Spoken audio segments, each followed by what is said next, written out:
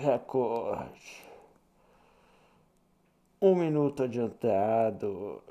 Dá tempo pra ver se tá seguindo tudo certinho.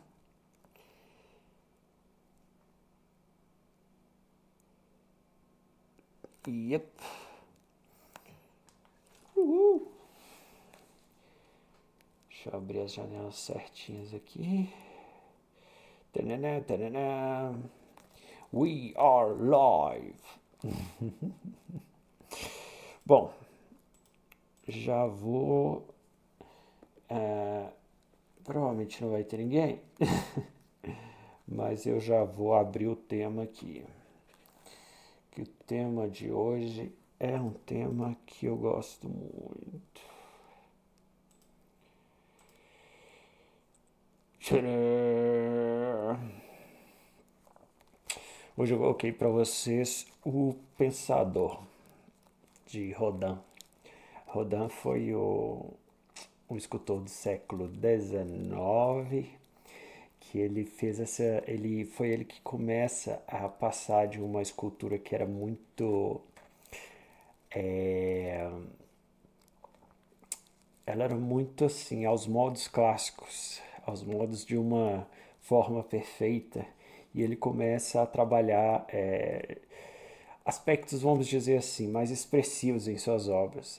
Vamos dizer, a forma, ela não apesar da gente ver uma forma bem definida, por exemplo, nesse trabalho, mas quando a gente olha, por exemplo, para essa pedra, ela tem uma certa organicidade que é extremamente interessante e que isso foi revolucionário na época. Desculpa, eu vou ter que enfiar a mão no nariz aqui, porque tá coçando aqui. Aí vocês me desculpem. A boca tá mexendo direito. Então,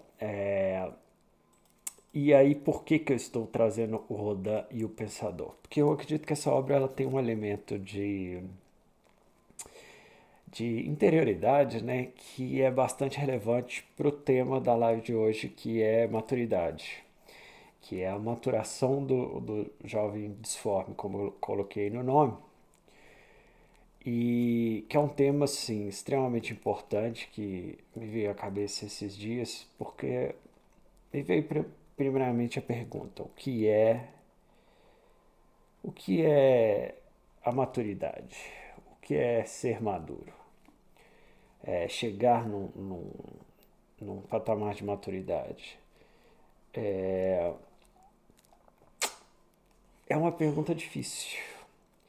Eu perguntei a algumas pessoas, tive um pensamento próprio, eu cheguei numa perspectiva própria, a relação do autocontrole, não só do autocontrole.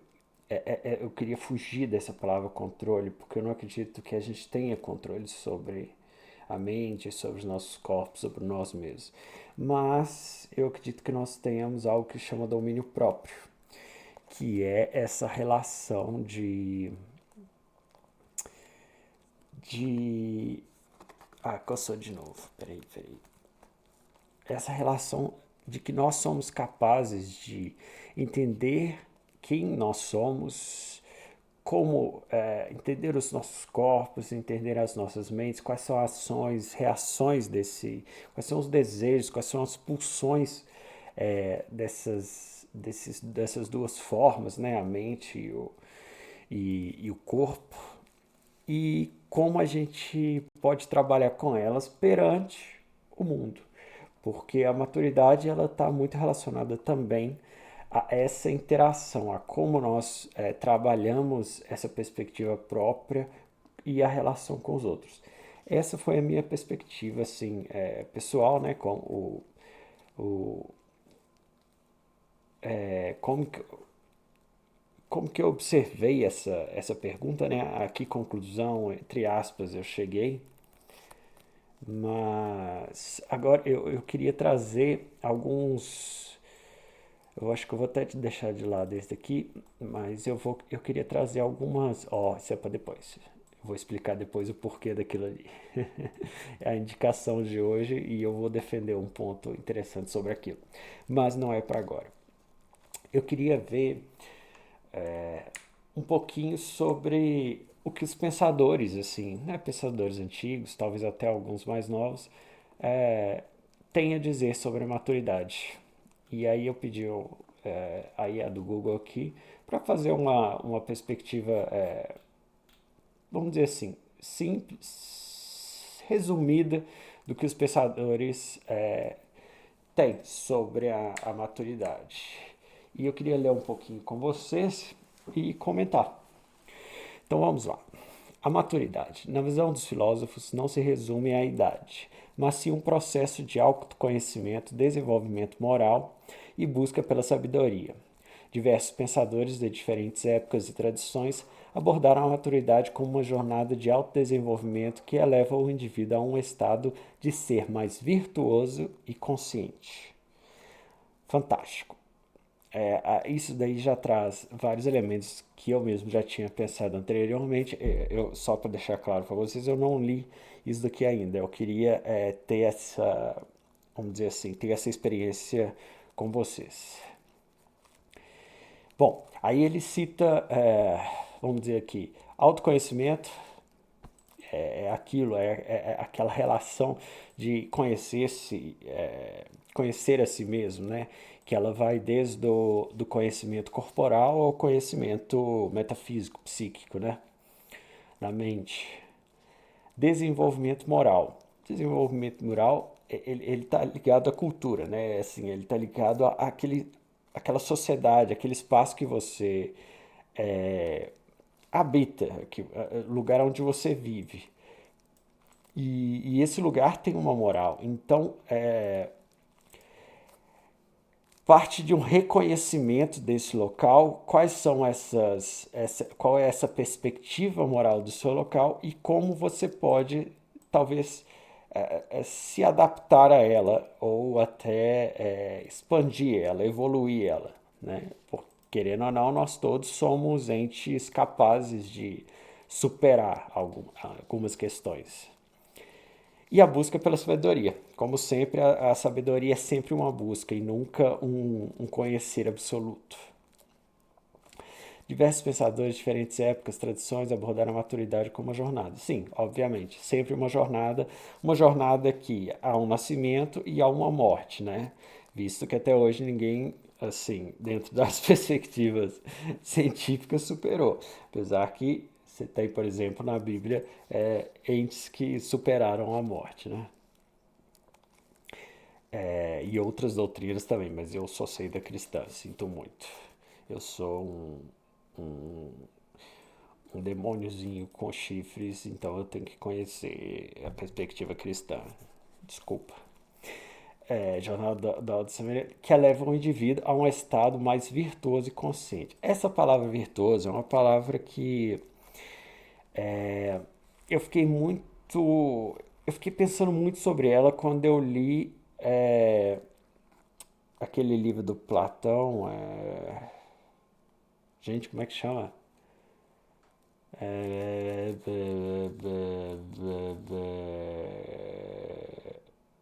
a gente fala da sociedade, da formação da. Gente, peraí.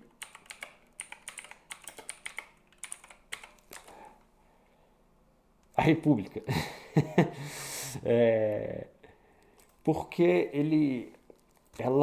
a República, ela tem um quê de, vamos dizer assim, quando ele cita a virtude, ele coloca a virtude como oposta àquele elemento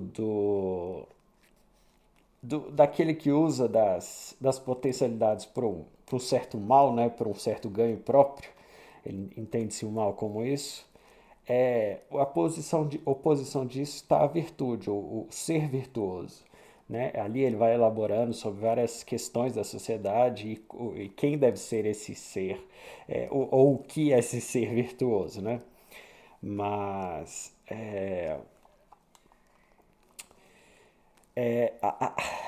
eu fiquei assim, com essa palavra, ela ficou na minha cabeça muito assim, como, vamos dizer, vou colocar de uma maneira mais direta.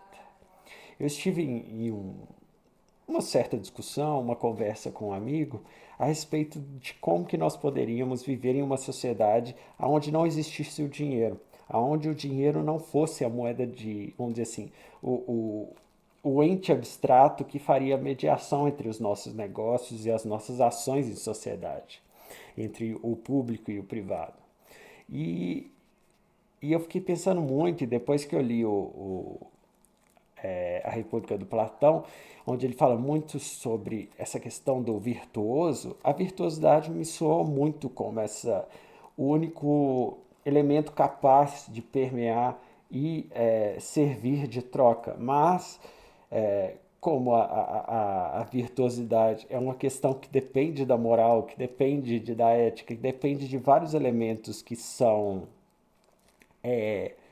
simplesmente abstratos, não existe nenhuma forma de você materializar eles, a não ser pelos fatos e ações do indivíduo, né, do comportamento do indivíduo.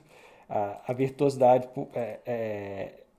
ela é algo que para um mundo ambicioso como esse nosso do qual nós habitamos não é possível.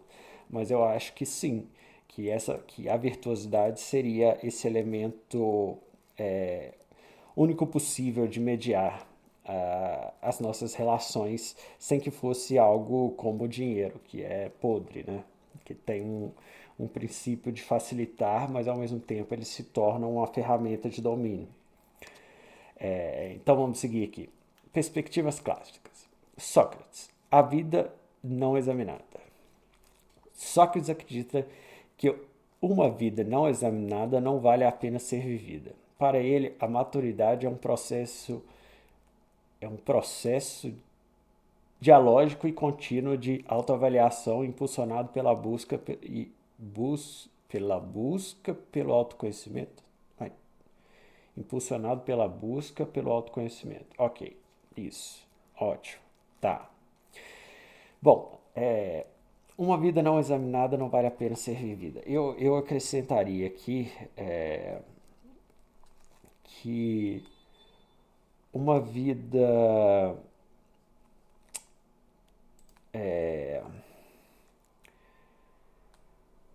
além de uma vida não examinada, eu acredito que a partir do momento que o indivíduo ele analisa a sua vida, analisa a sua perspectiva e ele começa a compreender certos elementos, né, de novo, o conhecimento ele não é absoluto, nem mesmo o conhecimento de si próprio, mas quando ela começa a vivenciar essa busca, ela vai encontrar certos elementos ali que vão ser elementos que, de certa forma, dão a identificação do indivíduo. E eu gosto muito de uma frase que tem numa música do Alice in Chains, que é uma banda de grunge metal da década de 90, que ele fala, vamos ver se a gente encontra aqui, porque essa frase me marca, essa frase da música me marcou muito, que é Alice in Chains, como é que era, gente? Vamos dizer, a tradução seria que de outro modo eu não posso viver. É, mas quando ele coloca lá. Gente, como é que era?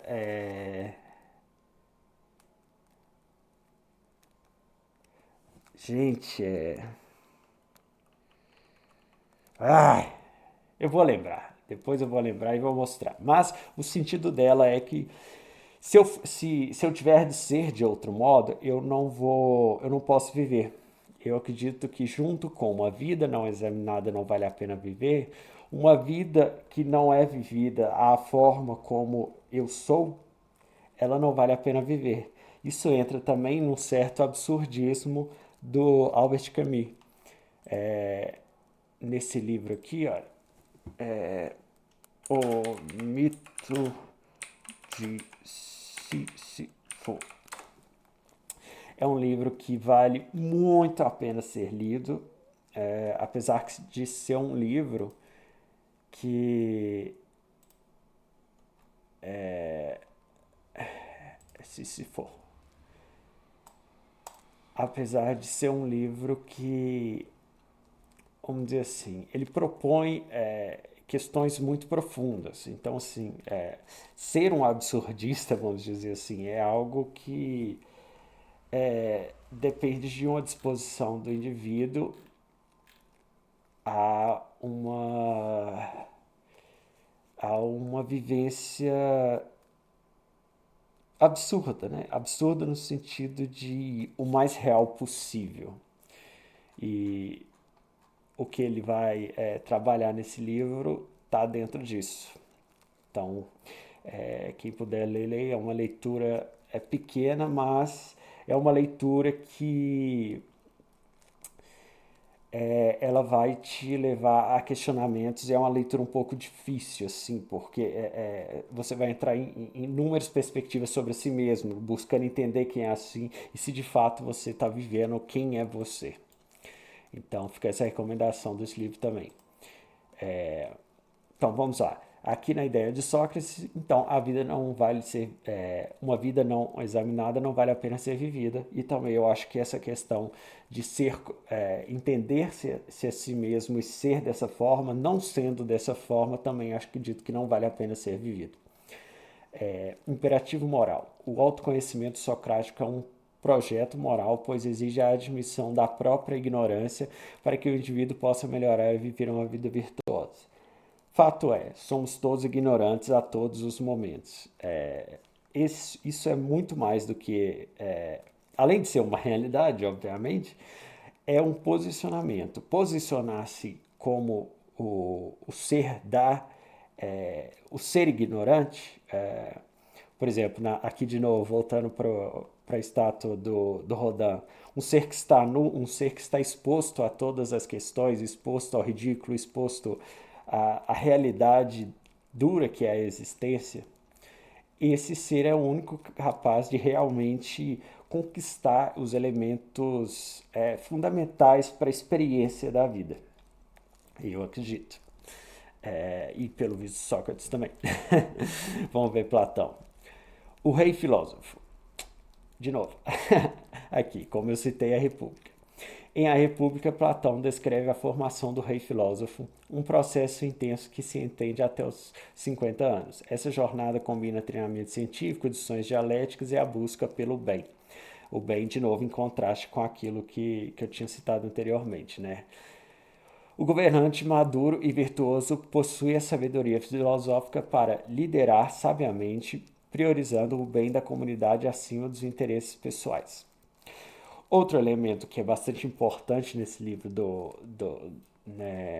Platão é o distanciar-se. Para que esse indivíduo ele possa de fato ser esse rei filósofo, antes dos 50 anos ele não pode estar dentro da sociedade como uma sociedade porque a sociedade é corrompida. Então, ele não pode ter bens, ele não pode ter relações que atrapalhem esse processo do,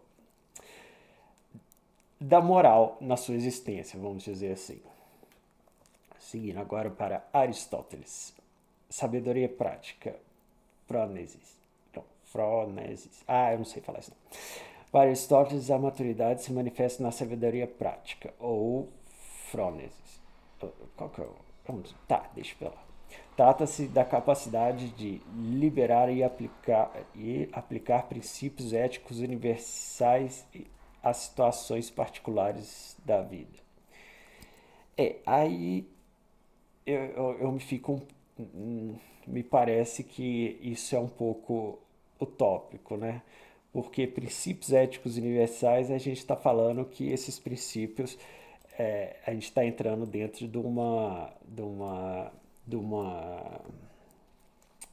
é que eu posso dizer, de um ambiente metafísico, né? A gente está entrando dentro de uma perspectiva de um divino, de questões que são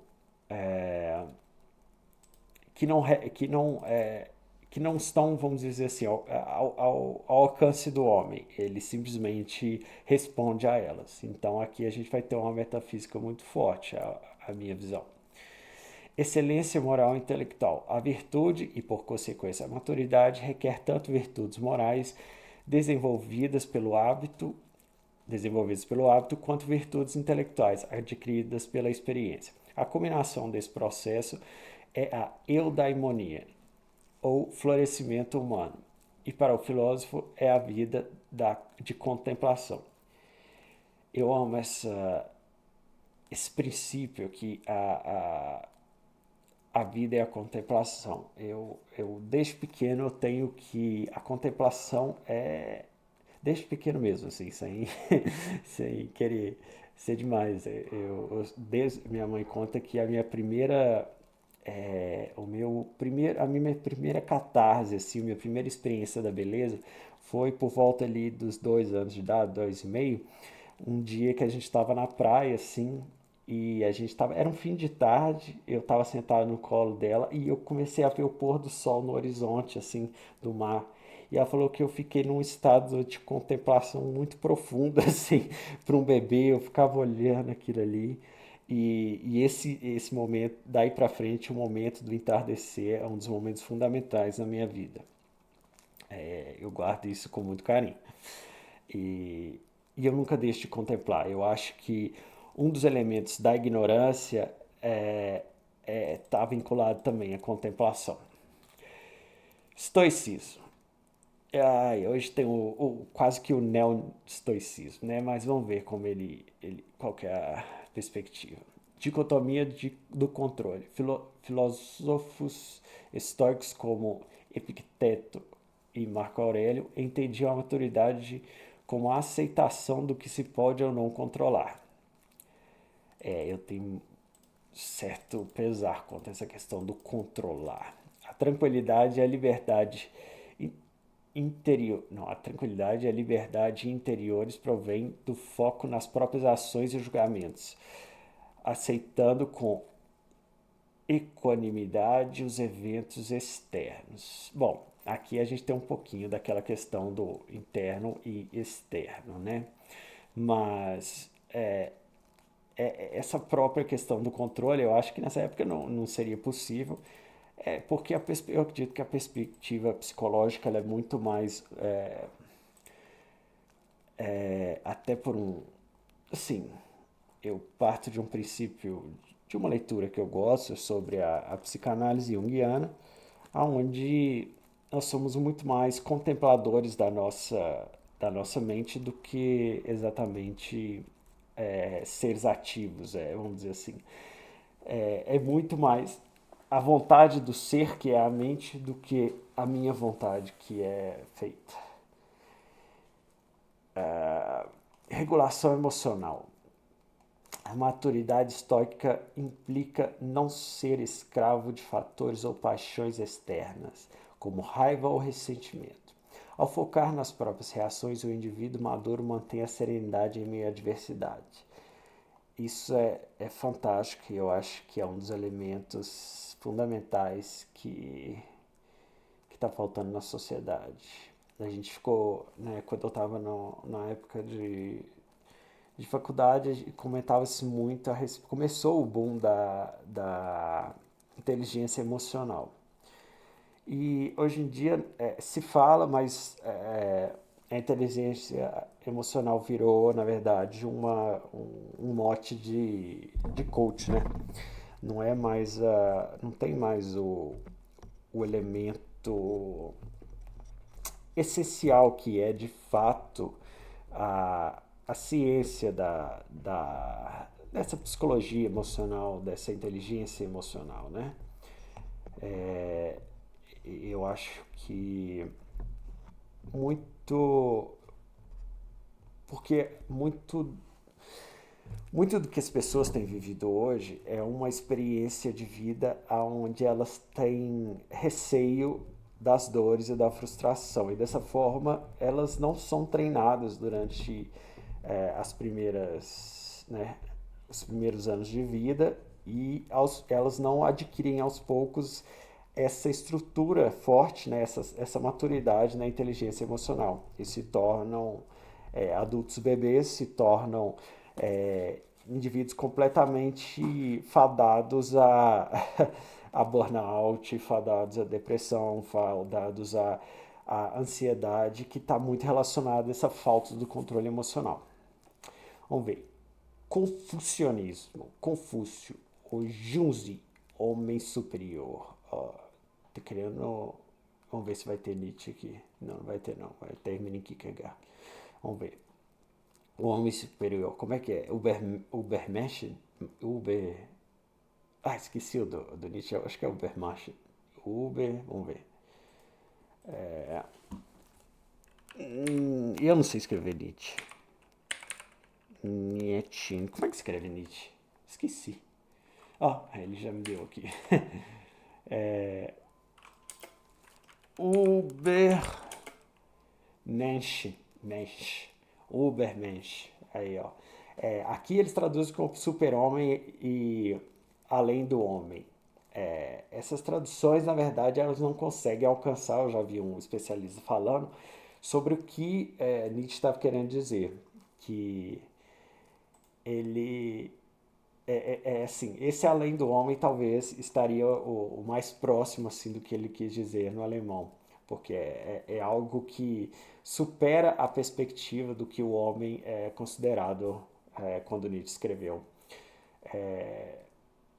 seus livros, principalmente o Zaratustra, que eu já li e é um livro também fantástico, leiam. É difícil pra caramba, é difícil demais, mas é muito interessante e tem os elementos visuais muito, muito fantásticos. Vamos lá, Confúcio.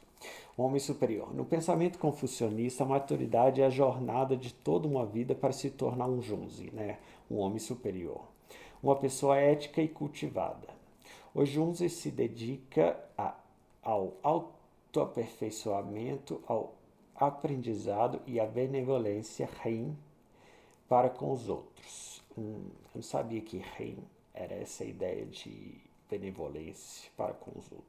Né? Benevolência rein, interessante.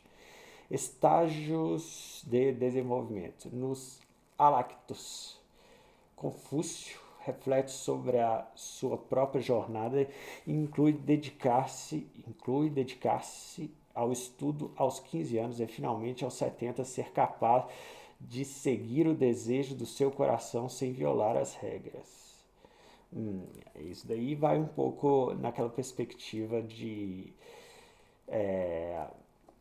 ser quem você é de fato, ser o ser absurdo, como o Camus fala. 3 métodos de aprendizagem. Confúcio identificou a reflexão, a imitação e a experiência como os 3 caminhos para a sabedoria. O indivíduo maduro sintetiza esses métodos para desenvolver o caráter e contribuir para uma sociedade harmoniosa. Tá, o Confúcio identificou a imitação e experiência, 3 caminhos para a sabedoria. Reflexão, imitação e experiência. Eu tenho um pouquinho de dificuldade, assim, eu entendo a imitação, mas a imitação, até na ideia de Nietzsche mesmo, do Ubermensch, a imitação ela é só temporária, a imitação ela deve ser superada, eu acredito. A reflexão, obviamente, é a experiência, tudo isso só vai poder ser trabalhado através da vivência, né? Experiência, contato, carne e osso. Vamos sair da internet. Existencialismo. Eu não sei como é que fala isso daqui. Solen, Kierkegaard. Estágios da existência. Kierkegaard via a maturidade como a evolução por 3 estágios existenciais: o estético, imatura, o ético e, por fim, o religioso. Ao contrário da maturidade biológica, o desenvolvimento espiritual é uma escolha livre e consciente. Sim, o elemento metafísico, assim, eu acho que aí a gente vai entrar naquela seara sobre a crença. A crença, ela é muito individual e ela é muito do desenvolvimento próprio do indivíduo, né? Mas eu acredito que sim, ela é uma escolha, ela é um elemento de que, vamos dizer assim, o elemento, o indivíduo, ele aceita certas questões para que ele se torne religioso. Às vezes ele entra numa perspectiva religiosa, não porque exatamente ele definiu que ele iria atingir esse lugar, iria buscar isso, mas porque certas escolhas na vida o levaram àquilo ali. Agora, é, o estético eu não sei em que âmbito que ele está falando, o que ele quer dizer com estética. É, porque a estética, aí a gente vai voltar naquela seara que o estético ele está muito relacionado à experiência, vamos dizer assim, sensorial, a experiência empírica, né? A experiência do agora, a experiência do corpo, relacionando com o espaço e também a experiência sensorial interior. Que, querendo ou não, quando o nosso coração bate forte, a gente está tendo uma experiência física, a gente está tendo uma experiência sensorial, mas que está relacionada a questões interiores, por exemplo. Então, acredito que aqui seria essa questão da experiência empírica mesmo, né? O ético, de novo, está sendo falado como, né, essa organização e, vamos dizer assim, o pertencimento de um espaço. Estágio estético é a fase imatura, marcado pela busca do prazer e do momento imediato, que leva, à última instância, ao desespero. Entendi. Estava aqui debaixo o que ele estava querendo falar e eu estou aqui falando um monte de besteira. Mas, ótimo, entendi. Mas, querendo ou não, até o que eu falei tem uma certa relação com a experiência sensorial, né? A experiência sensorial, se realmente se a gente se mantém somente nela, a gente vai entrar num ciclo do prazer, o ciclo do consumo e do hedonismo perpétuo, né? E realmente isso leva ao prazer, porque isso desfigura totalmente o pertencimento do indivíduo a uma sociedade. Estágio ético. A pessoa se compromete com deveres e responsabilidades sociais universais, embora superior, ainda pode ser rotineiro e impessoal. Ótimo. Eu acho que o estágio ético é o estágio. É muito interessante que essa perspectiva do Kierkegaard a gente pode ver, talvez, como o estágio estético sendo um movimento da contracultura ali, década de 50, 60, onde tudo entrou num lar do hedonismo, um lugar de indefinições. E acho que agora a gente está entrando nesse local do estágio estético, né? Só que esse estágio ético, né, essa necessidade pelo ético, ela tem se tornado, que nem como ele define, rotineiro e impessoal. Ele tem transformado as pessoas em pessoas que estão extremamente focadas em si, na sua prática da vida, né, como a pessoa entende, e um distanciamento de um dos outros, o distanciamento das relações afetivas, das relações familiares. Família hoje em dia, para muitos, já não tem muito sentido, já não tem o peso que tinha no passado, sendo que esse sempre foi o primeiro elo de pertencimento à sociedade, né? Estágio religioso é a forma mais elevada da existência que requer um salto de fé e um compromisso pessoal e apaixonado que transcende normas sociais ou racionais. Aí é de novo, é a questão da crença, né? Realmente é um salto, é uma questão muito própria e muito do indivíduo. Bom, eu falei disso tudo, mas porque eu queria chegar numa, na minha experiência de vida com esse desenho. Na minha experiência de vida com Bleach, com esse shonen, né? Shonen é um tipo, não sei se é é um gênero, né? De mangás e animes japoneses, nos quais ele é destinado a jovens adolescentes ali de 15 a, sei lá, até 25 anos. É, retrata muito a questão do desenvolvimento, do crescimento do jovem. Ele vai abordar questões primordiais que estão ligadas a essa fase da vida, né? E depois tem uma outra linha de outra... Ai, como é que chama? Um outro... Gente, como é que chama? Eu acabei de falar a palavra.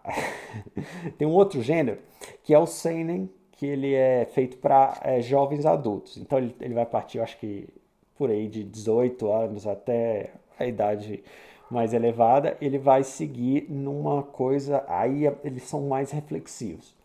Mas eu acho que Bleach, ele é dos três grandes animes, né, que eu cresci e que foram muito importantes na minha época, que foi o Bleach, o Naruto e o One Piece. Eu acho que Bleach, ele é o que tem, ele realiza com maior sucesso essa questão do shonen, porque, bom, vamos dizer, Naruto tem todas aquelas relações ali da guerra, de blá blá blá, dos ninjas ali. Eu detesto Naruto, vocês me perdoem quem gosta, eu sinto muito, mas eu detesto. One Piece eu só fui ver depois, porque One Piece ele é um anime fantástico. Ele tem assim a construção de mundo dele, ela só não supera Hunter vs Hunter, porque Hunter vs Hunter é o melhor anime que existe. É, e Bleach, ele tem,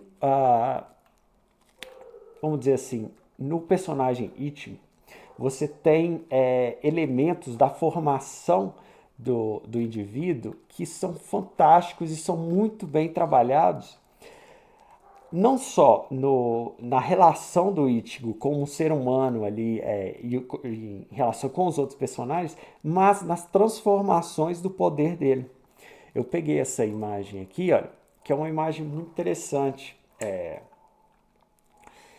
Vamos dizer, aí aqui a gente pode ver até a mudança da forma como ele era desenhado. Esse daqui é o primeiro Ichigo. Ele ali, ele estava na idade ali de uns, acho que era 15 anos de idade, quando ele assume esse papel dos Shinigamis. Ele se torna um ceifeiro de almas, né, como é dito, e ele ganha esse poder, e nesse momento da vida, ele era um adolescente que tinha uma certa raiva do pai, né, por não ter protegido a mãe dele, que morte numa situação trágica. E, e aí ele morre na situação trágica e ele tá ali naquela situação. Ele tem duas irmãs e o pai. E ele não sabe muito o que é da vida. E numa situação qualquer ali, ele vai ajudar uma pessoa caída lá, uma menina caída, e ele, de certa forma, ele vai e toma uma espadada e ele vai ser morto, e ele se transforma nesse ceifeiro de almas, né? Ele absorve esse poder. Vamos dizer, nesse momento, quando ele é esse adolescente, ele não sabe muito o que está fazendo. Ele simplesmente ele tem o retrato da impulsividade é muito característico nele. A gente vai ver durante os episódios, durante o mangá, que ele está num estado de impulsivo. E é muito interessante porque a Zanpakuto, né, a espada que ele tem nesse momento, basicamente é essa daqui, ó. É um facão gigante. É uma coisa tosca, é uma coisa extremamente, vamos dizer assim, não polida. É uma coisa de uma pessoa sem qualquer tipo de controle. Daí ele segue para. Peraí, eu acho que é desse daqui, eu acho que ele vai para essa transformação. E agora eu tô na dúvida. Ah, não, aí ele absorve esse daqui, ó. Aí ele. É muito interessante. Ele começa a receber uma certa encarnação de um demônio interior. E esse demônio, ele faz parte dele. Esse demônio, de certa forma, ele se torna metade dele. Isso tem relações muito profundas, por exemplo, com a ideia da sombra de Jung, onde essa sombra ela tem um potencial maléfico, mas ela é o potencial criativo do indivíduo. E é muito interessante que ele fica nessa luta interior com esse demônio. É um momento. E esse demônio surge quando ele tem a necessidade de poder, quando ele tem a necessidade de agir, surge também esse ser demoníaco dentro de si. O que é interessantíssimo quando a gente vai olhar na perspectiva do desenvolvimento do indivíduo, né? E posterior a isso, ele, ele começa a se transformar nesses seres aqui, que é o. É nesse mesmo? Ou ele vai para esse daqui? Agora eu fiquei na dúvida. Deixa eu ver se tem alguma. Ichigo Phases.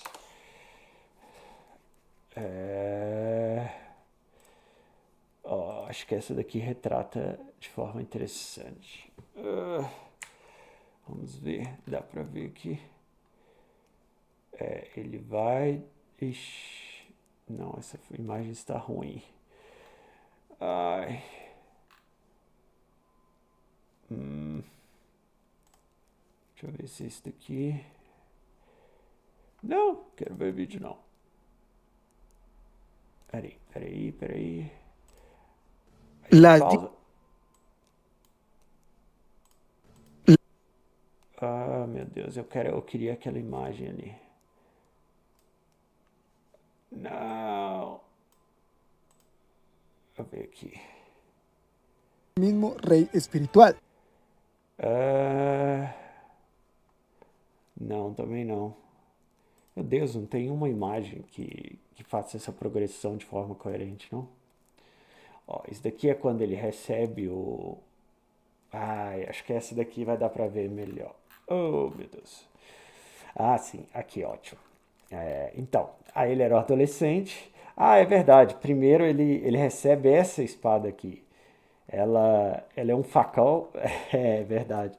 Antes ele tem uma certa formalidade na espada, ela tem a bainha, ela tem todo esse aspecto mais, vamos dizer assim, uma espada um pouco mais convencional, apesar de imensa, e depois que ele vai assumir essa outra espada aqui, que é uma espada extremamente vulgar e sem proteção, nem ela enrolada com uma faixa, né? A impulsividade aqui e a brutalidade era de fato. E aqui depois ele absorve essa daqui. Então aqui ele já começa a ter uma perspectiva de responsabilidade. Aqui pô, ele devia ter 17, 18 anos na época do mangá, alguma coisa assim. E, e nessa forma dele aqui tem algumas questões muito interessantes. Essa capa ela tem um aspecto de introspecção bem forte. Existe uma corrente também na espada que, de novo, mostra uma corrente partida, né? Mas ainda assim é uma corrente. A corrente ela tem relações com o ambiente de prisão, o ambiente interior, o ambiente, né? O, vamos dizer assim, ele usa essa roupa quase que e a espada quase tudo numa totalidade negra, que de novo tem o aspecto da introspecção, que é extremamente relevante para essa progressão do personagem, fazendo menção da nossa própria evolução como indivíduo, como homens numa sociedade. Depois, né, ele absorve a máscara do demônio, né, ele toma essa perspectiva de conhecer esse ser interior através da necessidade do poder, e ele vai tomando perspectivas de uma certa falta de controle desse poder, e esse poder, de certa forma, vai dominando ele aos poucos, até que, na verdade, ele próprio consegue, em um momento, tomar o domínio desse poder, né?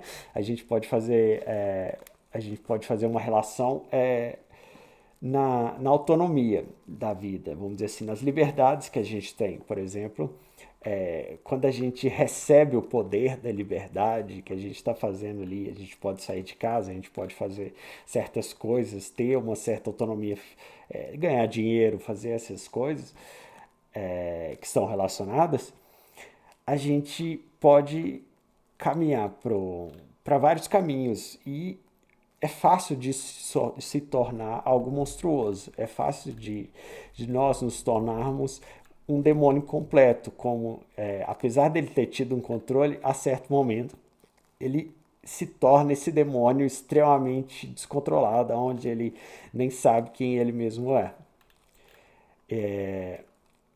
Obviamente, né, na sequência, ele toma uma certa, um certo conhecimento de si, e ele, né, volta a ter o controle sobre esse personagem, e isso vai dar nesse momento do desenho, né, aonde ele é muito interessante esses cabelos grandes dele, que eles representam muito o aspecto da jornada. Por exemplo, o andarilho, ele tem sua barba, ele tem seu cabelo que cresce. E nesse momento da narrativa, ele já passou por tantas coisas e é um momento crucial, aonde que ele tem que assumir esse personagem, essa forma dele, que é a forma onde ele entrega todo o seu ser. Ele decide que ele vai se entregar de forma completa por uma intenção, por um objetivo. E ele, de certa forma, entrega a vida dele. Ele perde os poderes dele após essa forma. Aí depois ele entra nessa outra etapa onde ele vai tentar buscar novos caminhos, um novo caminho para ter o poder. E nesse momento se junta esses elementos de uma jornada passada com essa nova jornada para formar um certo Ichigo, né, que é o nome do personagem, um Ichigo adulto. Ele já, como a gente estava lendo, ele já é formado por várias experiências e ele começa, a gente tem essa roupa, até que ela tem esses detalhes diferentes, é algo muito assim, até uma busca por inovação, como eu estava citando a respeito primeiro a gente tem imitação, mas é importante que a gente supere. E aí ele passa para essa outra forma que é muito interessante, porque parece que é uma forma, uma maturidade quase que completa, e ela tem uma certa estrutura das armaduras japonesas antigas, né? Que, vamos dizer, essa espada colocada assim, essa espada atrás, na verdade, até, se eu não me engano, tem uma espada que é colocada assim, que é a Odachi, mas essa ombreira, tudo isso daqui tem uma certa. A forma, ela é mais. Vamos dizer, aqui ela era esguia, o jovem ele é muito esguio. Aqui ela já tem ela é mais horizontal, ela é mais composta, mais composta não, mais composta também, mas mais sólida, né? Solidificada, com mais base. A base é maior. E por fim, ele toma essa. São duas? Isso. Aí você tem essa forma aqui, que é uma forma completa, onde ele absorve o demônio, ele absorve a experiência dele de vida, e a gente vê o rosto, né? O rosto marcado. É muito interessante quando a gente tem essa marcação e esse chifre na face, que além de ter esse elemento do absorver o demônio, ele está marcado por uma coisa tribal, uma coisa que é de pertencimento, que é de reconhecer de onde você é. Eu acho que fica muito bem isso ilustrado. E é muito legal, porque aí depois. E existe uma questão, assim, que eu esqueci de falar, que é muito importante, que é a relação dele com as pessoas. De novo, eu tinha citado que ele, quando era novo, ele tinha os problemas com o pai, aí ele tinha, né, por causa da questão da mãe, que ele não salvou a mãe, que ele não protegeu, né? Aí ele tem as irmãs que ele tem que cuidar também, porque o pai trabalha muito, é o único fornecedor da casa. E aí ele é, vamos dizer assim, um adolescente com uma certa maturidade para a idade, mas ainda assim um adolescente e muito emburrado.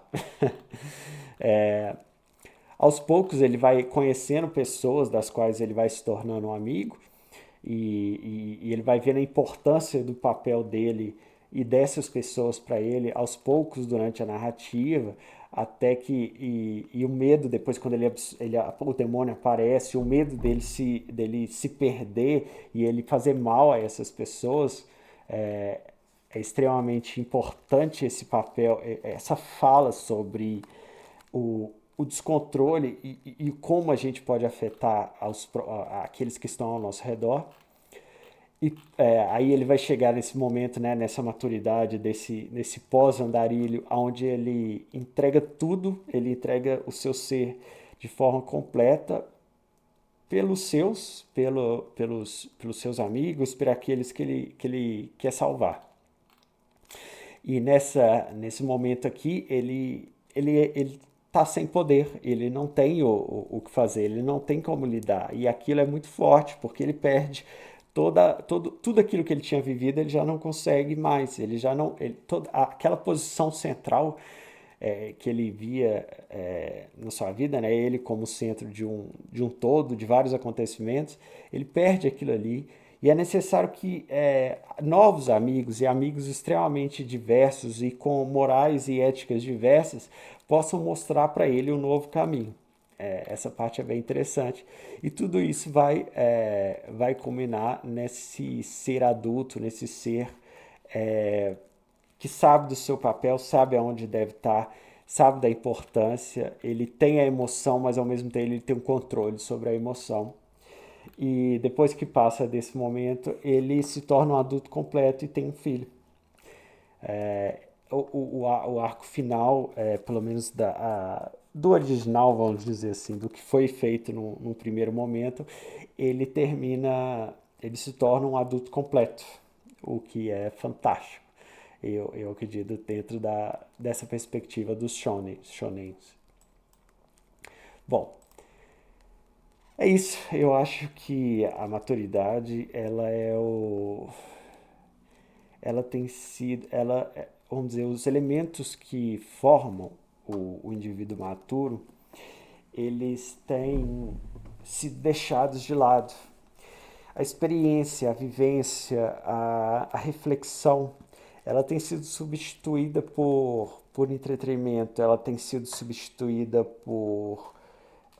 vamos dizer assim, a reflexão tem sido substituída por histórias fantasiosas, muitas vezes pelo prazer que os jogos, que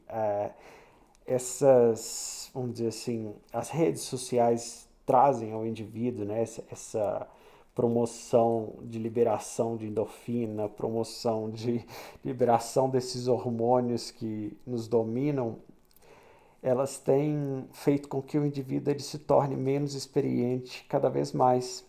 E a vida passa e a pessoa ela não constrói esses elementos de solidificação da sua psique, do seu,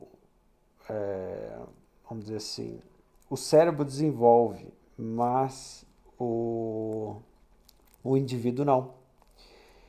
E isso tem gerado uma sociedade extremamente doente, uma sociedade extremamente incapaz de viver em um mundo que está cada vez mais complicado, cada vez mais tenso e intenso.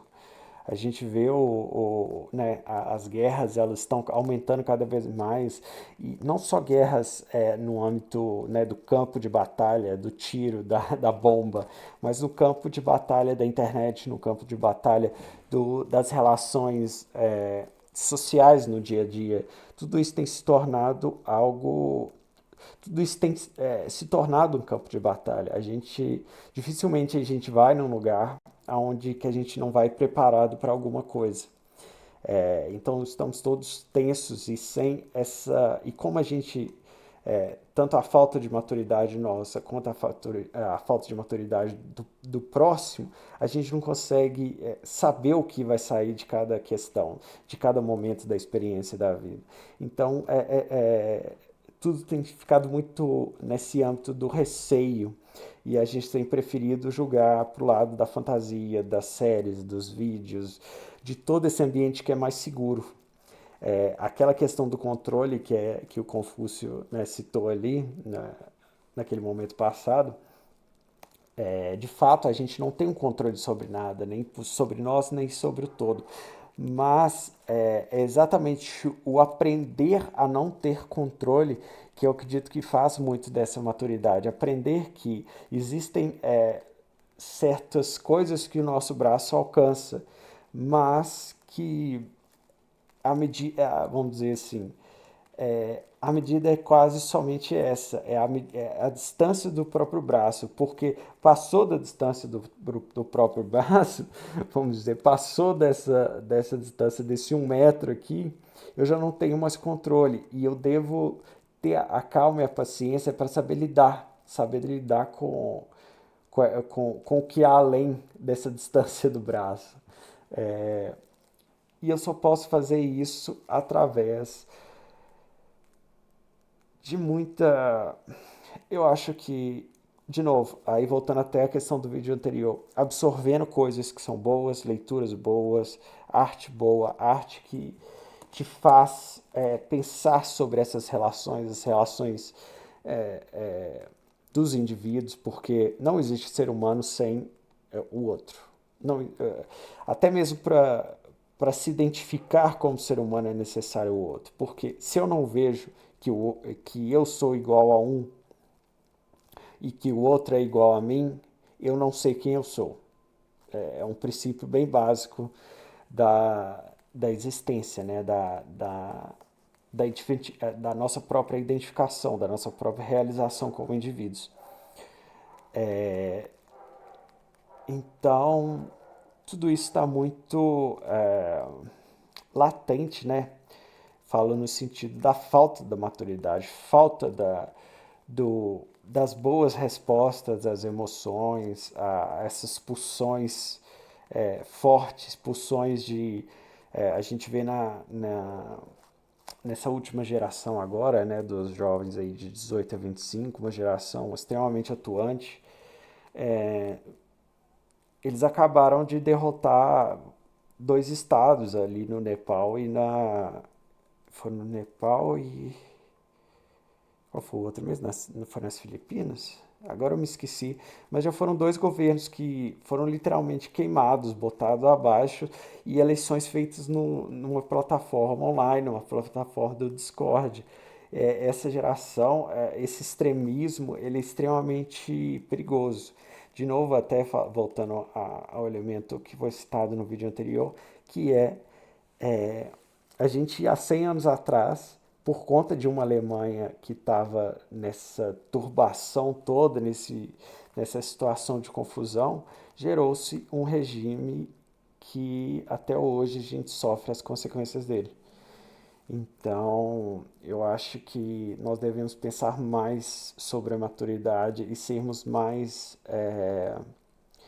nos fazermos mais de ignorantes, pensar mais até como pensador aí e entender também até a forma como Rodin ele começa a criar, né, a questão da expressão nas estátuas, permitisse o erro, permitisse a feiura, né, vamos dizer, da deformação, que foi também o que esteve muito presente ali na obra do Bleach, né, no Ichigo. Ele vai deformando, ele vai mudando, ele vai alterando, ele se torna um monstro e tudo isso faz parte do desenvolvimento e da maturação. Bom, eu acho que por hoje é isso. Essa era a perspectiva que eu estava querendo trazer. Eu acho que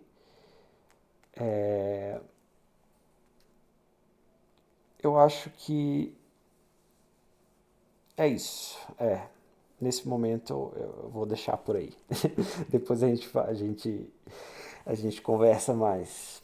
Bom, lembrando sempre que as lives são segunda, quartas e sextas, os vídeos eles são postados vamos dizer, se eu fiz na segunda, na quarta ele é postado lá no YouTube, sigam lá o canal também, sempre no Buraco na Testa e, de novo, boa noite, foi um prazer e até mais. Beijo na bunda de todos, tchau, tchau.